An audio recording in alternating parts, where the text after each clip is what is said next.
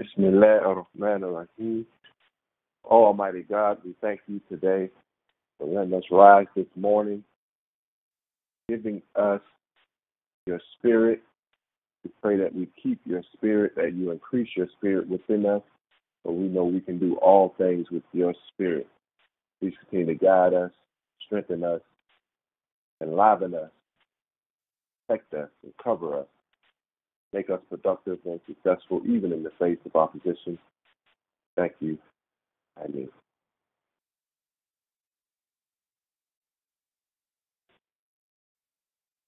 Peace, everybody. Welcome to the safe spot. Welcome to the safe spot.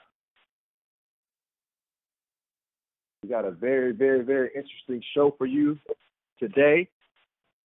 We're going to be talking about turning a negative into a positive.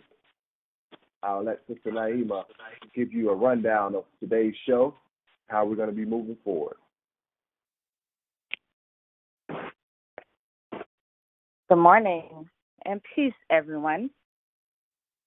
Welcome to the Safe Spot. The Safe Spot is a place for recharging the mind, the body, and the soul as one unit.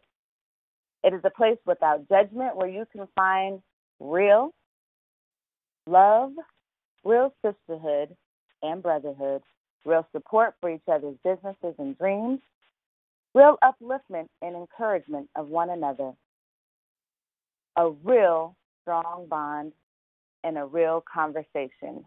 Welcome, everyone, to this call.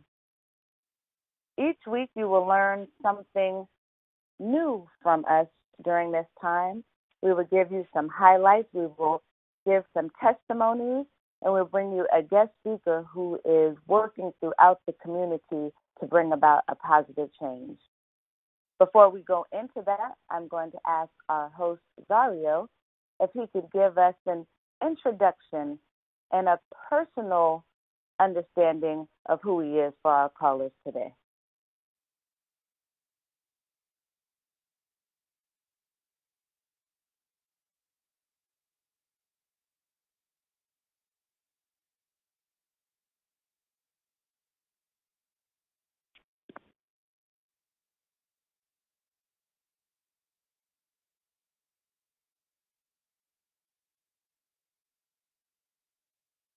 Sorry, are you there?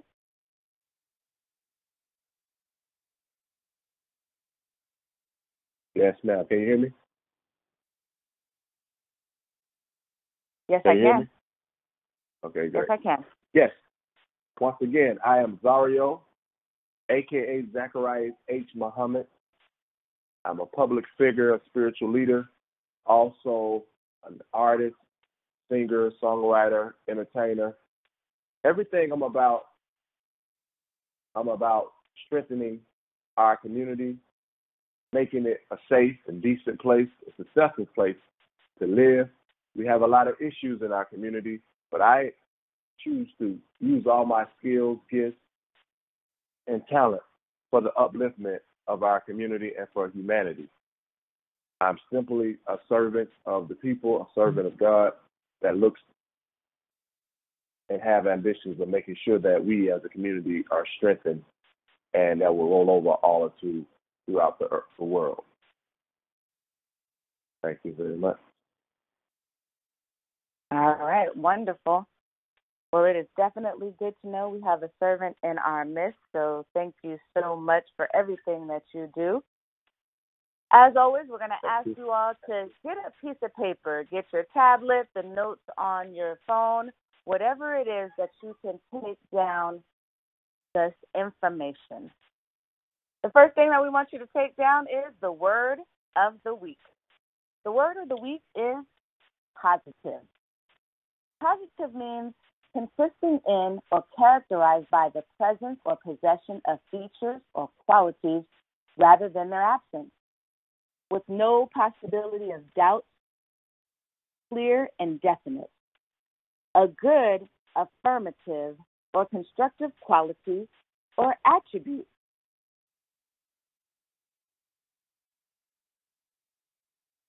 Positive thinking is more than just a tagline. It changes the way we behave.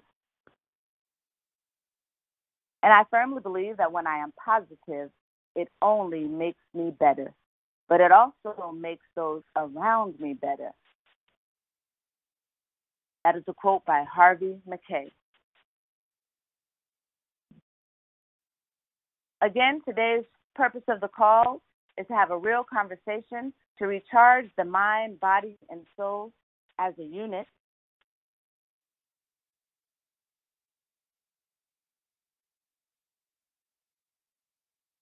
For our commercial break, we're going to tell you about a few things that are upcoming. But first, let me just do a recheck. For yesterday, we had an awe-inspiring event in the community, a community revival, investing in the heart of the A, where we set out to give our time and our donations to those in need. And it was extremely successful, and thanks to everyone who participated in that. And thank you, Brother ZaRio, for your leadership in that, as well as our guest speaker, who I'll introduce in just a moment. For our upcoming events, in September, we're having a National Day of Nonviolence weekend. So mark your calendars, September 14th through 16th. Yes, I said September 14th through 16th. Following that weekend, we're having a free walk in partnership with the African American Male Walk Initiative, and that is going to be Saturday, September 2nd in the Sweet Auburn area. That is a free walk.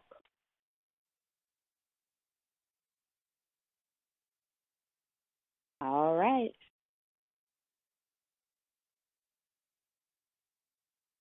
Now I'd like to go to our guest speaker.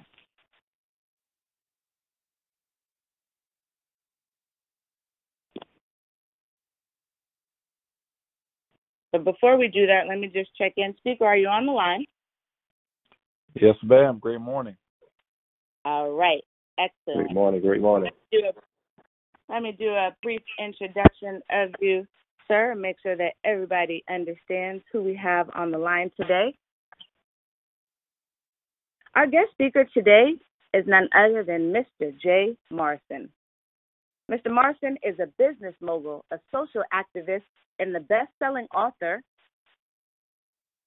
He defied the odds of growing up in poverty by becoming a multi-millionaire businessman, celebrity realtor, real estate developer, and a national influencer, all before the age of 30. Jay, a high school dropout and 3-time felon, went from facing a life in prison at 18 years old to owning over 24 businesses and building a multi-million-dollar empire by his mid-30s. This 3-time author released 2 best-selling books, Lord of My Land and The Solution, in 2016, in just 1 year, along with lectures all throughout the country on life transformation, financial literacy, wealth building, and social justice. He is the CEO and founder of the J. Morrison brand housing several organizations such as the J. Morrison Academy, an entrepreneur training academy and mentorship program, Tulsa Real Estate Fund, which we've been hearing a lot on social media and in the news around the country, which is a crowdfunding investment vehicle for urban communities, and United Africans in America, or UAA, a socioeconomic impact and repair organization. In addition to his many professional accomplishments, J. Morrison has built a reputation as a community leader governing several national demonstrations for injustices, such as Freddie Gray, Alton Sterling, and other victims of police brutality. He is also the creator of the infamous Inner City Corner class, which we had a chance to participate in yesterday, and we hope some of you callers who are on the line were at that class, where he uses a flip chart to teach free wealth building strategies such as real estate and entrepreneurship on street corners all throughout the country. Jay is on a lifelong mission to bridge the wealth gap and repair his community by any means necessary. And we are so honored to have him as our guest speaker today, as a friend and as a partner. Please, Safe Spot callers, let's welcome, while you're still on mute, with a healthy, muted round of applause to our guest speaker, Mr. Jay Morrison. Thank you so much, Queen. And thank you to the callers for that warm, muted round of applause. Great morning, everyone. Great morning, ZaRio. Good morning.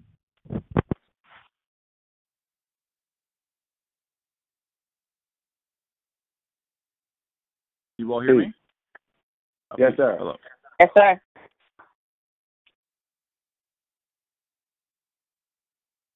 I said great morning to everyone, and I'm glad to be on and excited Great about morning, my brother. Thank you for being sharing on. what we can share today.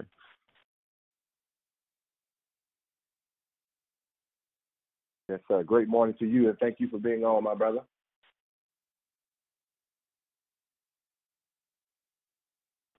So what do we want to dive into today, or how we want to start this? We want to talk about and show the people, a lot of time in business, a lot of time when we're dealing with our people in the community and just in life in general.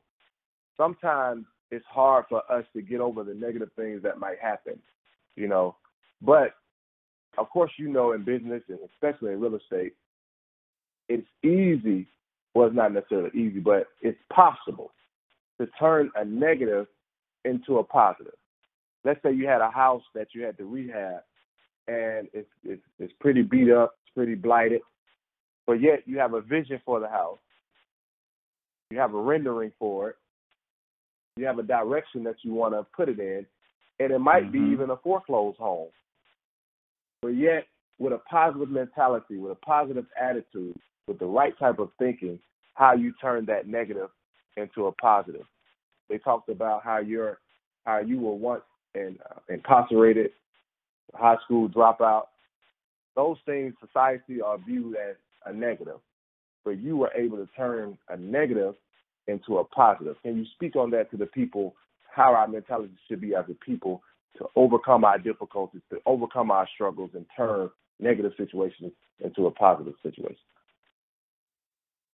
Absolutely. I think I love that word positive because it speaks to willpower. And I have a saying, I'm not even sure who, I actually got it from my cellmate in prison. I'm not sure where he got it from, so I'll just contribute it to unknown. But it's, if your will to succeed is strong enough, you will not fail. Yeah. And part of having that strong will, a strong will that says, hey, okay, I was incarcerated, or you know what, the house is beat down, or my life is beat down, or I'm a single mom, or whatever obstacles and journeys that we go through, because we will go through them,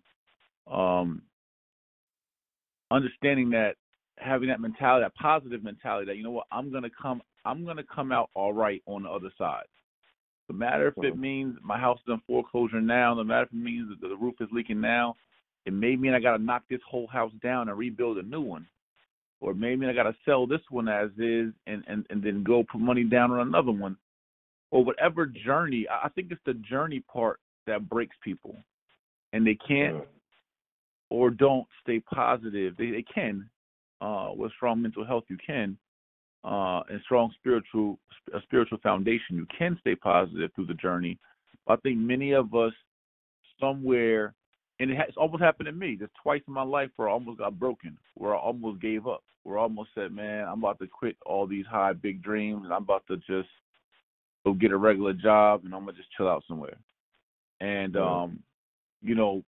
some friends and mentors and others, would motivate me, and I'm so glad they did, because it wouldn't be any J. Morrison Academy, wouldn't be any historical Tulsa real estate fund or any national influence or anything, because there was a time where I hit a rock bottom and I was going to give up. I lost my positive mentality and I lost my willpower. And I think that's all it takes is for you, if you can continue to believe and push yourself on the other side, because life is a long journey. That, you know what, no matter what my circumstance say today, if I continue to stay focused, disciplined, if I put some energy and effort into it, and you can want to be successful all you want, but it's going to take some work behind it. But if you can use that positive energy to continue to push yourself forward towards the right people, places, things, constantly evolving yourself, you will see results on the other side. That's a fact. And that's all it boils down to: willpower and a positive mindset, and spiritual grounding. Great. Okay. What are some of the challenges that you faced dealing with the Tulsa Real Estate Fund, the historic Tulsa Real Estate Fund, that mentality had to be applied? Can you give us like a history or background from the beginning all the way up to through the launch and through the raising of the nearly $12 million? Yes, absolutely. So one thing is, okay, so when I first, before I even knew it would be a fund or Tulsa Fund, my concept and idea was, how can we raise money together as a community so that we can compete in the real estate market like other communities do, and as we see other communities do. And so at this time, I may have had 30 or 40,000 Instagram followers. My influence was growing. I had a decent email database. So I was like, you know what? Let me see. I was developing some projects in Ohio. And I said, well, let me see if I could get, what kind of money is in my following, right? Let's see who's really about that action, who's really about building a community or making money in general through real estate. And so I did an Instagram post. Hey, I'm taking on a few partners, not because I want to, not because I have to, because I want to. I want to take on a few partners for a few deals. I said, anybody with 10,000 or more, shoot me an email. Shoot me an email. And we got 88 emails of people confirming or inquiring about this opportunity in 1 hour. Got 88 emails. I was like, wow, this is crazy. So, people are really excited about the opportunity to partner with me or just to invest in real estate. Then I also got a call and email from my attorney that said, hey, take that down. You can't do that. That raising money publicly without being a registered and regulated company can be a violation. And so I took it down and had talks with my attorney about, here we go. So here's the first roadblock. The first roadblock is, before I knew you needed to have a fully regulated fund, I thought just the idea alone was cool, and that I could just raise money off of Instagram. And that's why my first roadblock was, nope, you can't do that. Got to be regulated. And a lot of people would hear that and then do nothing. They'll just say, oh, man, that means a bunch of paperwork and some money, and I can't do that. That ain't for me. That ain't for us. That's that complicated stuff. And so I then went, and this is 2014, mind you. We're in 2018 right now. The fund just launched a month ago.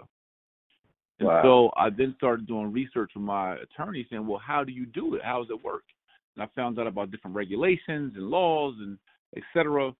So come to find out, one of my business managers at that time stole from me, and I had to fire him. But he was on my attorney paperwork with that attorney. So she could no longer represent me unless he approved of it, and him being the kind of man that he was, he didn't approve of it. So the attorney I had the best relationship with in figuring this out no longer could work with me, and I could no longer work with her. So that was another roadblock. Couldn't work with the attorney, a woman, female black attorney out of New York who was bomb, and now I couldn't work with her. He blocked me out.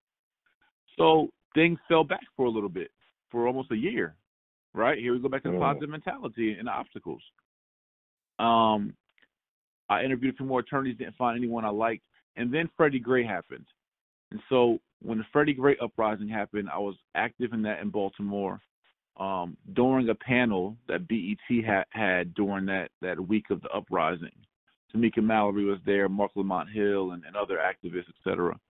And they asked during the panel, and I was present, they asked for solutions. What are solutions for our community? And someone from the crowd said, we need to build a Black Wall Street. Or he said, we need to build Black Wall Street, yo. And I was like, it clicked. I was like, well, if that's what y'all, and everyone got all hyped, like, yeah. I was like, all right, that's what y'all want to do. Then what's up? Whoever wants to build a Black Wall Street, y'all holler at me after this panel. And so a group of men and women came and hollered at me after the panel, and I began to reminisce on the concept of raising money that we had talked about with my attorney a year prior. And then I began to reach back out to other attorneys and do more research and development on, okay, how do we pull that concept off? Because if we're going to build a Black Wall Street, we're going to need to pull our dollars together. And we know we can't do it publicly through Instagram or social media or emails or billboards without being regulated. So I got to figure this part out. And just so happens around that same time, President Obama was passing the Jobs Act. And the Jobs Act is the act that made it possible for us to market publicly, market openly, and for non-accredited investors to invest in funds. So prior to that, you only could invest in funds if you made $250,000 a year or had a net worth of $2 million or more, which is called an accredited investor. So we, from a timing standpoint, we weren't even able to do it until around this time. And then there was, okay, well, who's going to do this with me? So I reached out to a lot of my business associates, even some of my coaching clients, students, and those in my network, and said, hey, here's this business model, here's this plan, here's what the proposed budget is to get this fund management company launched, to do what we say we want to do and rebuild our community and pool dollars. And I put that call to action out. I had probably 100 or so on a call. I called a leadership meeting in Baltimore with 100 or so influencers. I was very successful with building on the ground, talking to Bloods and Crips, canvassing the community, doing a lot of what we do right now in Atlanta with the 1,000 Men and Women Inc. Was doing that in Baltimore. But when it came down to action, everyone putting money up to support this vision, nobody moved. So I could have said, dang, well, maybe it ain't that good of an idea, or nobody will invest in it. And I just said, all right, cool. I'm going to just take it to the house. And I began to, to work with the attorney. I did an event in Chicago where I met a couple who are current Tulsa executive team members. I met a couple folks at this mastermind group I did in Chicago. One of them came in, was the only other person to put up any kind of investment towards the fund, and also put, even more importantly, a lot of sweat equity in developing the fund and doing his research and helping me from an administrative standpoint and facilitating the idea. But so this is all this from 2014 started to 2015. Now 2016 we got serious. 2016 is when we engaged our attorney, and now we're in 2018. June 1st is when we launched.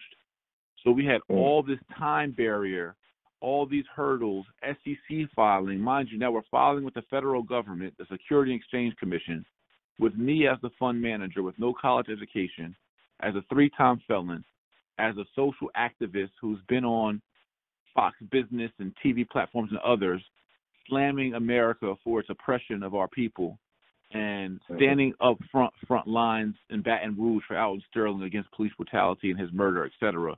So we had all those self-imposed obstacles we could have put in front of us. But I never seen it like that, or never allowed any of those things to stop us. And then just to fast forward, we get all the way to launch this company June 1st. We're excited. Midnight June 1st, we launched the company on the anniversary of the Black Wall Street bombing of Tulsa, Oklahoma, and our website crashes 3 times in one night. We had over 30,000 people visit our website in 1 hour, and it crashes. Even though I told the web developers to be prepared for a big blitz, they didn't take us as serious as they should have. And so now our website crashes, and we still raise nearly $2 million in the first 24 hours. Then we have a successful launch for the first ever Black-owned real estate crowdfund in the history of the world, raised over $10 million in 1 week, and then the naysayers of our community come flying out and start making videos and blogs. Even local Atlanta community members here at big-time business incubators start speaking on their platform about how this is fraudulent, and how this, mind you, we haven't even done any business yet, only been open for 7 days.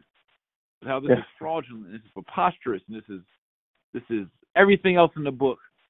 I didn't see not one naysayer of non-African descent. All black people came out and said, mind you, although thousands came in support, of course, I want to focus on that, but we're talking about obstacles. Then our team is franticking. It was just something, we really were in shock. We really just never expected, I expected a lot of other opposition. I never planned for the self-hate and self-opposition. And so we were caught backpedaling for a little bit until I had to regroup the team and said, listen, we don't play on defense. We play on offense. We're not going to sit here and respond back to every naysayer and to every obstacle, because that's not that positive energy. It's all negative energy. If you put out negative energy, all you get back is negative energy. So we're going to continue to refocus and put out positive energy and continue to do what we're doing. So with all I just said, that it was a journey, and that's the kind of persistence and resilience we have to have in life, is that willpower. It's easy to quit or turn it off, but we had to stay dedicated, and we still have a lot of work to do, and there'll still be some more journeys and obstacles, and we'll continue to fight through those as well, God willing. Absolutely, man. Amazing story. Amazing. And that's it. You said it took 4 years to finally get to a place where you can launch the real estate fund. Yep. 4 years from inception of idea. Wonderful. That all of those thoughts, like you said, throughout that journey, there were a lot of things that you could have stopped at the point because it wasn't necessarily as positive thing as you would like for it to be. It wasn't an easy road, but you kept on pushing. You kept on pushing forward. Let's speak about some of the goals, because we know it happens in cycles. It's like life is a cycle, and one cycle was, like you said, from conception to the launch. Took 4 years to lay that foundation, and we know the number 4 represents foundation. But now going forward, what are some of the goals and plans of the Tulsa Real Estate Fund and Mr. J. Morrison himself? Yeah, so many of our plans for the fund, well, one is, and it's a personal goal. I think the first one is to just do something together, right? So that's what we're all looking forward to, is our first acquisition, and to say to our community, look what we did economically. I really don't care how big the project, how small the project, but look that on an international level, we raised money from different countries, from all over many states, over 11,000, and I think 600 investors now. And for us to be able to go acquire something together, I think will be magical, will be historical within its own right. So that's just one goal, just doing something. Just proof of concept, just proof that we can do some business together. That's one thing. Two is on a larger scale, deploying the capital that we've raised, but continuing to raise more capital. We have a $50 million mandated maximum on this fund. So one of our goals is to max out the $50 million of capital and to deploy it effectively into our community, or into high yielding or performing real estate deals. So we have two business sides of our business model. There's social and historical impact, and then there's performance, right? And high yielding performance, I should say. So not every single deal that we do will be a socially historic or socially impactful or historically impactful project, because not all of those will have the highest or best use of our capital and returns. And although our community wants to see itself rebuild and restored, our investors also want to see returns. And then that's kind of, again, some of the kind of challenges that we face, is that, hey, if we go buy up all the blocks in our hoods, but they don't make 8% preferred returns and a bunch of profits, now we have a fund that has not performed to expectations, and then we'll have those groups of potential, naysayers, so to speak. But then if we go buy the best performing real estate, which may be in other communities, it may be hotels, it may be tax liens, it may be whatever it is, then we have not met our mission of restoring and impacting our community directly. We would have from a perspective of our investors making great returns, which are mostly members of our community. And so that would be impact within itself, because now we have more people of African descent making more money in real estate and having more ownership. But, holistically, we have a big job to do in balancing that act between performance and social impact. And we'll do that. And then it's just getting it all right? So it's getting this one fund right, getting the model down, the systems down, the kinks out, and then having, of course, the ability, which we already are planning for, is to scale and to utilize this fund model to be able to create other funds for other types of initiatives, businesses, opportunities, and really just provide our community with a blueprint and a system and infrastructure to do many of the things that, we know we need to do, we say we need to do, and I believe that we all do want to do, which has been lacking in institutions and infrastructure. So that's our goal, is really not for us to, and again, when we speak about real estate, we're not looking to develop the real estate for the most part. We are looking to sponsor developments. We are looking to support minority investors and developers. We are looking to just be a liaison and be a vehicle for our community to do these socially and historical impactful projects, as well as facilitate with other developers within our community or otherwise high-performing projects. And so those are, just many of our goals. And I think, with each one of those will come more momentum. With each return will come more investors, and it'll just be more impact and hopefully, more success. Great.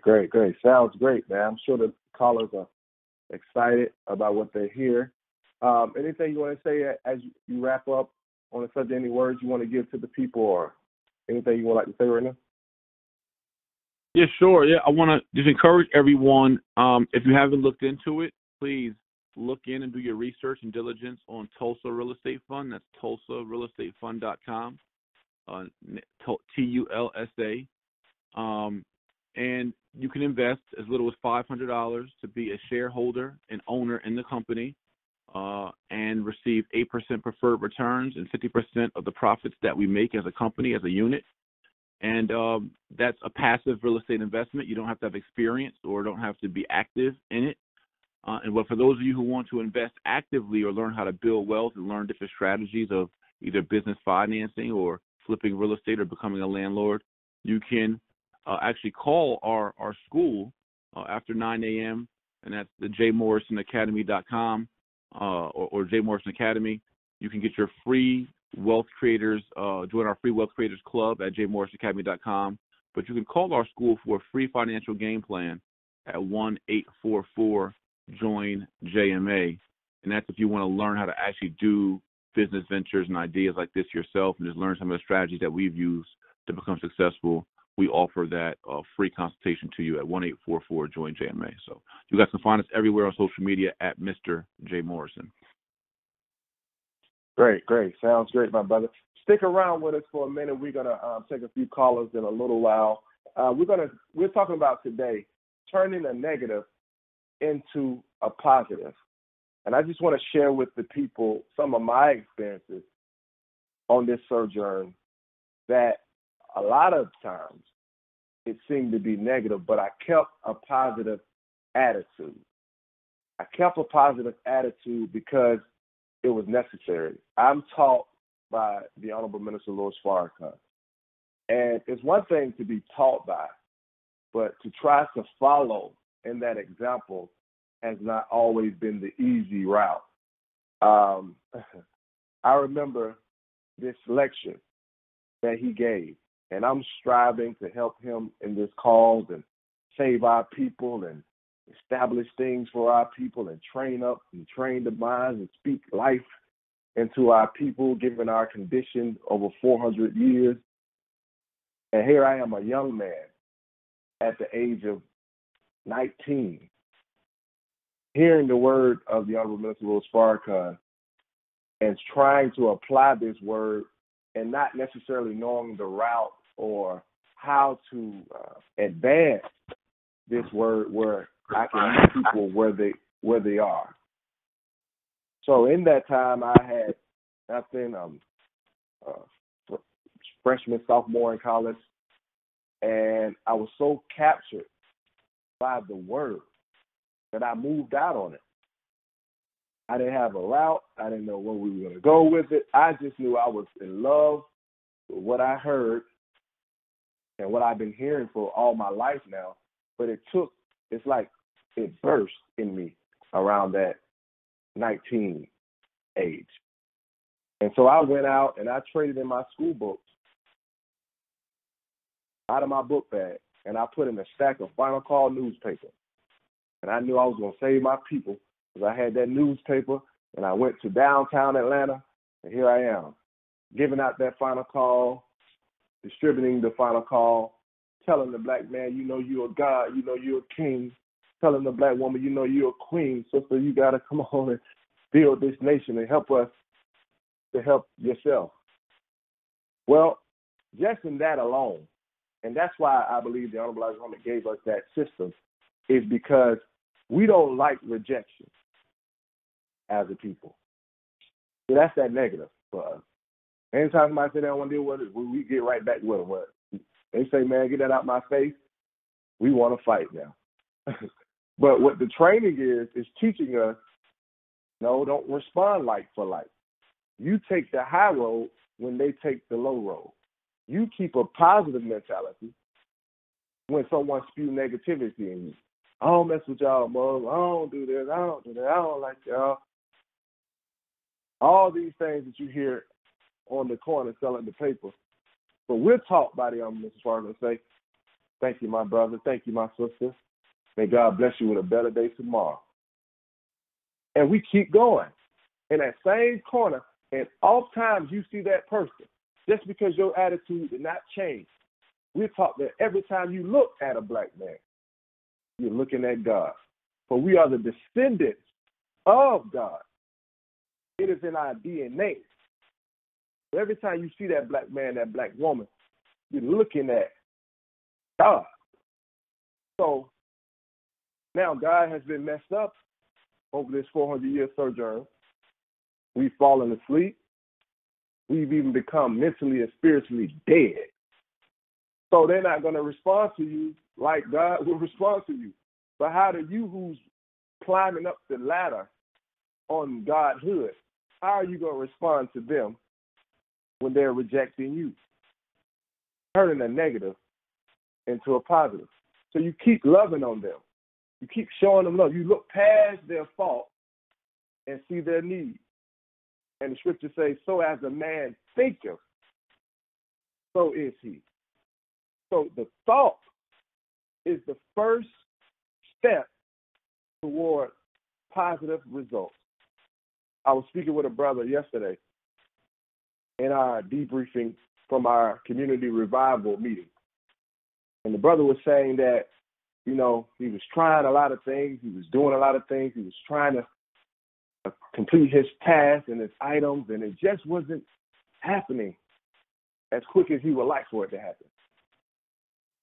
And the brother shared with us that when we had our meeting, probably like a week or so out from yesterday, and we had like our meeting to get everybody's updates and get everybody's progress, and he heard some of the frustration, but also some of the reward of those that had been working around him.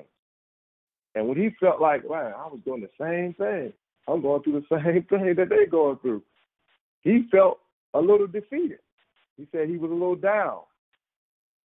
But as soon as he heard everybody else that was going through the same thing and the energies was passing by, and he said, man, hold on. It made him want to go harder.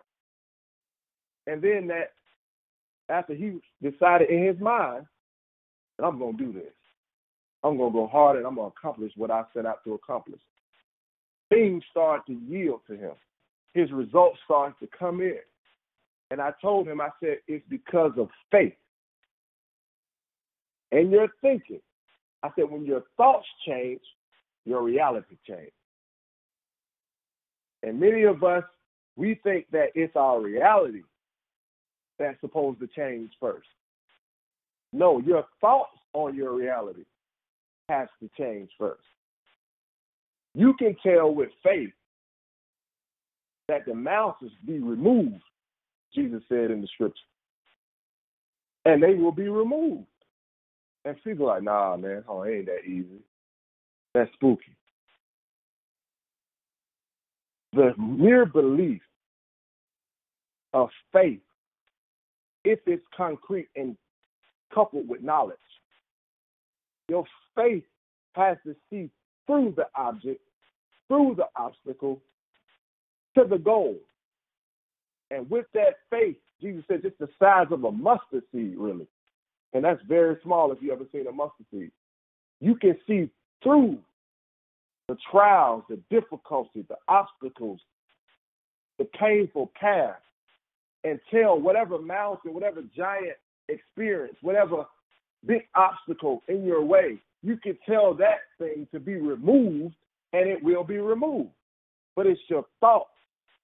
I heard the minister say that it is your attitude that determines your altitude. It is your mindset that determines how far you will go on a project, in your life, day to day. And we have to determine, as a people, we have to set our mind on the right page with the right focus.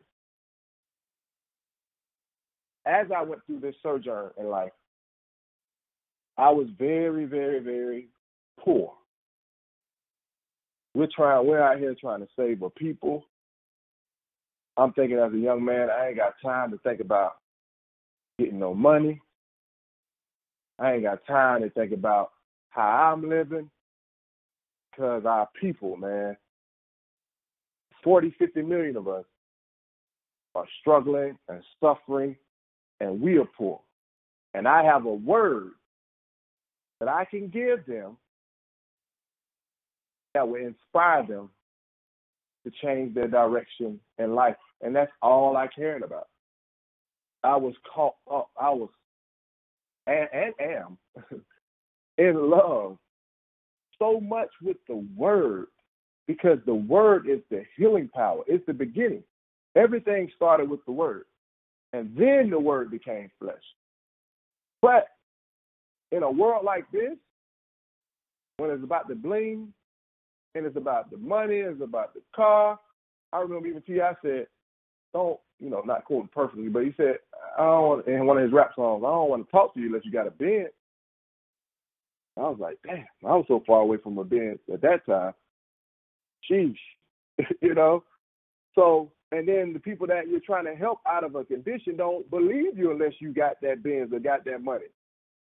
So here I am, spinning the wheels, having a lot of successes spiritually, but yet physically or financially or materially not having the things that this world would like for me to have. But I kept a positive mentality. I had my first car I bought the same year that the car just came out. Now, this is coming from poverty. This is coming from sleeping on the floor. This is coming from sleeping on a hard concrete floor. This is coming from not having water. This is coming every day, not having all these things that people didn't even know what I was going through because my spirit was so high. My positive mentality, my attitude was so up. I had an up way of thinking about it. I knew that day wouldn't stay like that. And I kept on going down this journey. I can tell you many, many, many, many stories about the struggle because it was every day. Sometimes I didn't have enough money to put to catch the bus to the next meeting, to the next organizing meeting, to the next event, to the next speaking engagement. But I never stopped. I never got down on myself. Sometimes I was a little down, but every time I would get down, I knew God. I had to connect with my God. I said, God, sometimes I just have a real straight up talk. I'm out here working hard, God. 16 hours a day, 18 hours a day, sometimes 20 hours a day to help our people and to do your will. When is my day going to come, God? Well, I would have just a car, just a regular car. When I would have a nice place to live, nice clothes, nice this, nice that. But then I'll talk and walk And God would always peek that sun out at me. And I look up and I smile because he knew I was totally in love with him. And whatever he was willing to put on me for the rise of our people, I opened up and I accepted that. I never cursed him. I never got angry with him and got nasty with my God because I knew what I was going through had a positive end to it. So I kept on going. One time it rained on me. I'm walking from the bus station and I'm going down and I'm almost home. It start pouring down raining. And I'm like, man, come on, man. Yeah, I was a little frustrated at that moment. But then I started to think. I said, well, God, thank you for the head that it can rain on. Thank you for the feet that I have, because what if I was in a wheelchair trying to walk down in the rain? What if I was crippled trying to walk down in the rain? Thank you for the mouth that I can even speak words to you. Thank you for the eyes that I can even see the rain and feel the rain. And guess what? It stopped raining. It stopped raining, and I was excited. Before it stopped raining, I was already caught. Thank you, God. I started praising God right in the midst of a trial because my attitude, my mindset, I didn't let that opposition, that difficulty, that seeming to be failure, I didn't let it stop me. I kept going because I had my eyes on the prize. That's what I want to share with us this morning. Turning a negative into a positive. You can do it just in your thoughts. Every thought carries an atmosphere. All of our energy, each one of us carry the atmosphere as we go throughout this world. Your thought is what produces the atmosphere. And if you have positive energy, you're feeding on the right things, you're eating the right things, you're listening to the right things, you're drinking the right type of message, and you're thinking these thoughts and you actually believe the truth of what you're thinking, you will produce a positive atmosphere, and negative things will be propelled or repelled against coming to you. And that's why the scriptures say, no weapon formed against the righteous shall prosper. Not that you're not going to have trials and difficulties, but it won't prosper because you have the right type of thinking and the right type of activity to go with that thinking.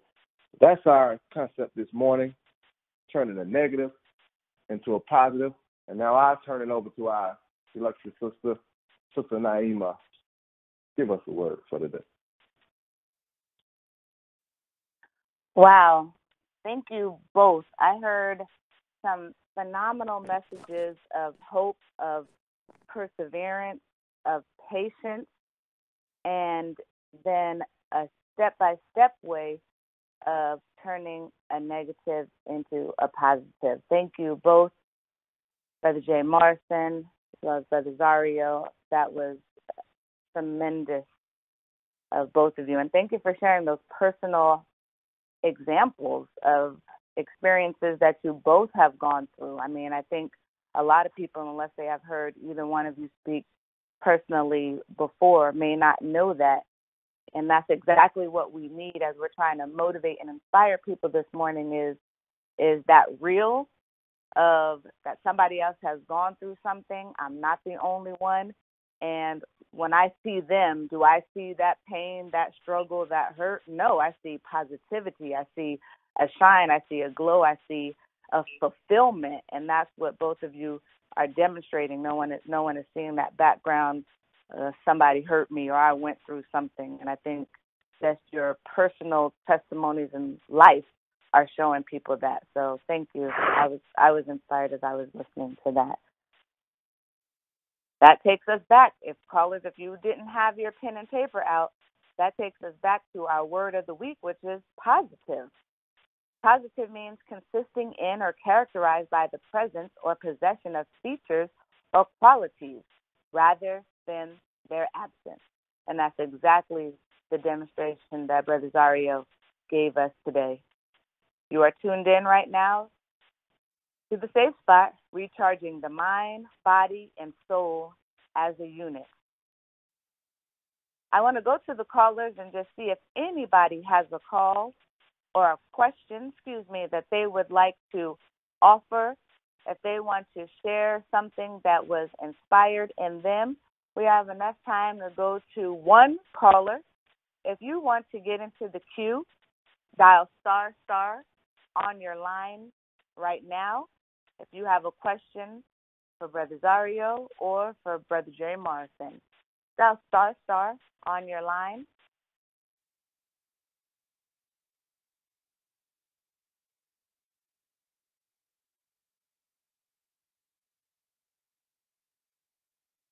Okay, keep thinking of that.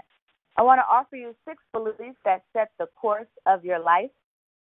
Number 1, if you don't believe the impossible can happen, then you are right. Number 2, when you feel like you are less than others, then you are right. Number 3, when you believe what you have and how you were raised keeps you from having everything you ever dreamed of, you are right.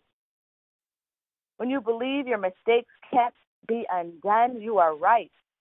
When you feel this is the best it is going to get, you are right. When you think someone will never change or rise above their brokenness, you are wrong. The true measure of a man or woman is not what he or she dreams, but what he aspires to be. A dream is nothing without action. Whether one fails or succeeds is irrelevant. All that matters is that there is motion in their life. That alone affects the world. And that's exactly what we're here to talk about on the Safe Spot, bringing those dreams to life, getting some motivation on this Monday to start off, that everybody wants to think that Mondays is not a good day. Mondays is the best day to set the tone for your week. So we don't want to go into the week with a negative. We want to always turn it into a positive. Again, you're tuned into the Safe Spot, where we're recharging the mind, the body, and soul as a unit. This is a place where you can find all of the things that are real that you need: love, sisterhood, brotherhood, support for each other's businesses and dreams, upliftment and encouraging for each other, finding a real strong bond, and absolutely having a real conversation. Callers, if you have been inspired today, if you want to offer something to our callers, to our guests, if you want to share a personal testimony, or if you just want to ask a question, to get into the queue, dial **, and you'll be teed up for a call. Once again, callers, to unmute your line, dial **.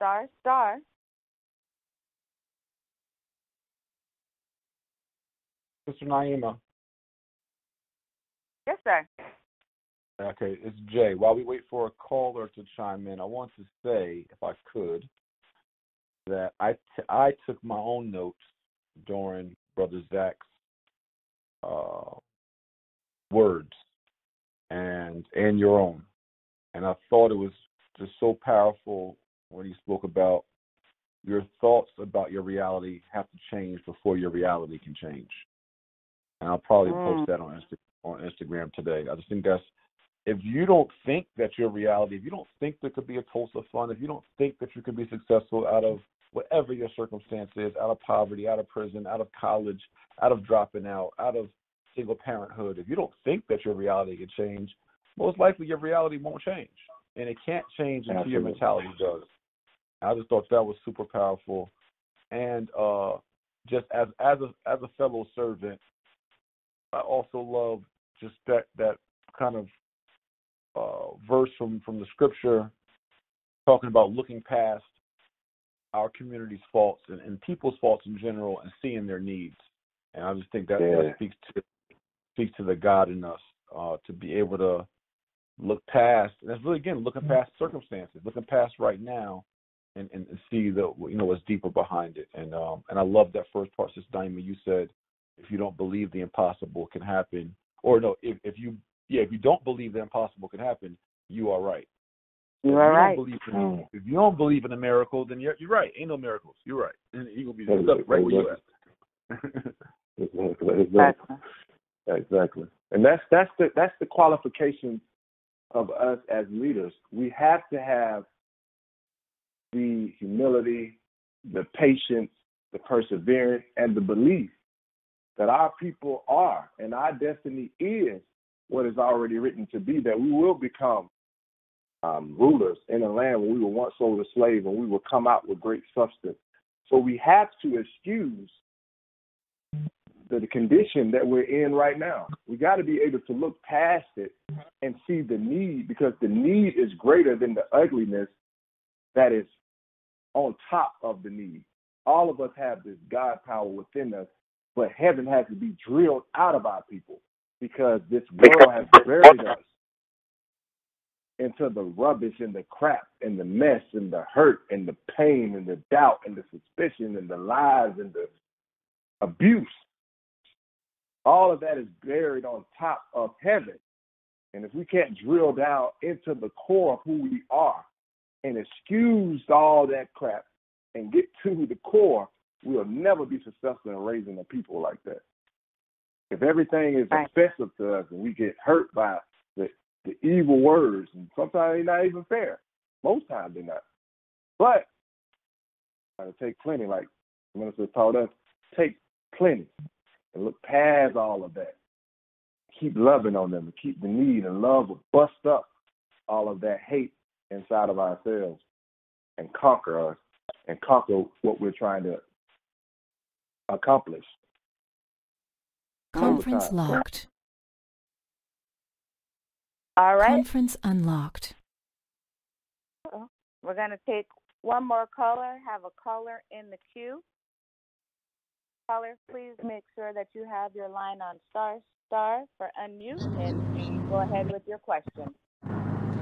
Okay, peace, brothers. My question is about, first of all, I want to say thank you, both of you, for your words, and Sister Naima. I really appreciate the Monday morning motivation. So my question is about taking a bold step. What would you say to people who are too afraid to take risks? You want to ask that, Brother? Yeah, I'll take a shot at it, King. And peace, Queen. I always say, in the words of the ancient Greek philosopher Jay-Z, if there's no reward if no risk is taken, and you have to get off the boat if you're going to walk on water. And so if we don't take any kind of risk, then we don't give our new reality any opportunity to materialize. You have to be willing to step off the boat if you're going to do something as great as walk on water. If you're too fearful of even doing that, then you can never be as great as God intended for you to be. So you have to take risk in order to reap any kind of rewards. Mm-hmm. And I would add to that and say, all of us have gone through some experiences, through some failures, through some hurt, through some pain. And that's oftentimes why we don't want to take that step above. But we have to go back to the core. The core of us is faith. And we can tell by that, because when we were babies, when we pulled on our mother's breast, we didn't know necessarily what was going to come out. But we had faith that if we keep pulling, we kept pulling, and then our faith was rewarded through the milk of our mother's breast. And that's how we have to have that type of blind faith now. That baby can articulate to you that, how did that baby have instructions? It was written into their DNA. That if I pull on this brother's breast, it's my nature, I'm going to get rewarded. And that's what we got to feel like about the things that we're trying to accomplish, taking that big step. Hey, if this is for me, I go after it with the right energy, with the right thoughts, applying the right amount of faith, I'm going to be rewarded. And that's like how you got to smash doubt. That's what I would say to those. Smash the doubt first. Go to war with yourself and the self-doubt and the self-pity, and go and get what's for you and overcome the difficulties that comes along with that.